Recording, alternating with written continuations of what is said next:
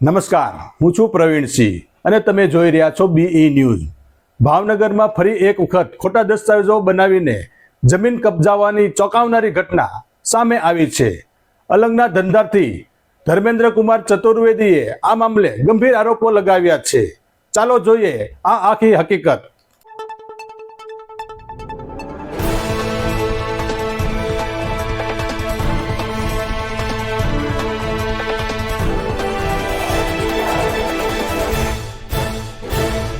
અલંગના ધંધાર્થી ધર્મેન્દ્ર કુમાર ઓમકારનાથ ચતુર્વેદી જે ભાવનગરના શાસ્ત્રીનગરમાં રહે છે અને અલંગના મશીનરીનો લેવેચનો ધંધો કરે છે, તેમણે પોલીસને આપેલી અરજીમાં ગંભીર આક્ષેપો કર્યા છે।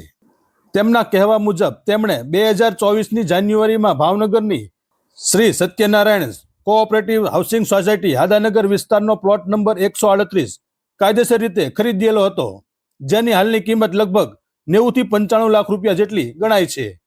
પરંતુ ધર્મેન્દ્ર કુમાર જ્યારે 3 જુલાઈના રોજ તેઓ પોતાના આ પ્લોટ પર ગયા ત્યારે તેમને ત્યાં એક એડવર્ટાઇઝ બોર્ડ લગાવેલું જોવા મળ્યું, જેમાં બુકિંગ માટે સંપર્ક કરો લખાયેલું હતું અને ફોન નંબર સાથે પ્લોટ નંબર 137 અને 138 દર્શાવ્યા હતા। જ્યારે તેમણે બોર્ડમાં આપેલા નંબર પર સંપર્ક કર્યો ત્યારે સામેના વ્યક્તિએ દાવો કર્યો કે આ બંને પ્લોટ અમારા છે। ત્યારબાદ ધર્મેન્દ્ર કુમાર દ્વારા પોલીસ પાસે જઈને ફરિયાદ કરવાની તજવીજ હાથ ધરવામાં આવી હતી, પણ ત્યાં પહોંચતા પહેલા જ સંદિગ્ધ વ્યક્તિ ચિરાગભાઈ બિપિનભાઈ મકવાણા ત્યાં આવી ગયા હતા।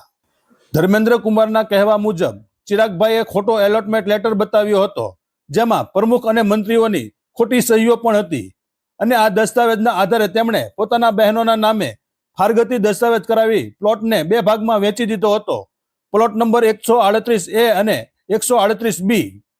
આ બંને ભાગ પછી અલગ અલગ લોકો હરદીપ અરવિંદભાઈ પરમાર અને જયભાઈ ગોવિંદભાઈ કળોતરાને વેચી દેવામાં આવ્યો હોવાની માહિતી સામે આવી છે।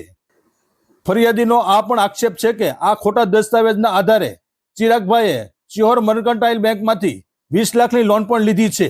ધર્મેન્દ્ર કુમારે BE ન્યૂઝ સાથે વાતચીતમાં જણાવ્યું કે આ બધા દસ્તાવેજ ખોટા અને બનાવટી છે અને મારી કાયદેસરની માલિકી ધરાવતી મિલકત પર કબજો કરવાનો પ્રયત્ન થયો છે। તેમણે ન્યાયની માંગણી કરી છે અને આ મામલે વિગતવાર તપાસ કરી દોષિતો સામે કાયદેસર કાર્યવાહી કરવાની માંગ કરી છે।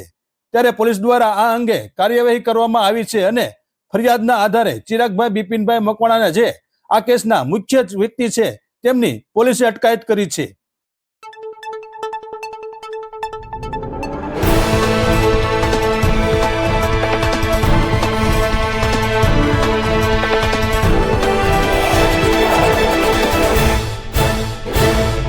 જમીનના દસ્તાવેજોમાં ખોટા કાગળો બનાવી કબજાવવાની કોશિશ, આવી ઘટનાઓ છેલ્લા કેટલાય સમયથી સતત સામે આવી રહી છે।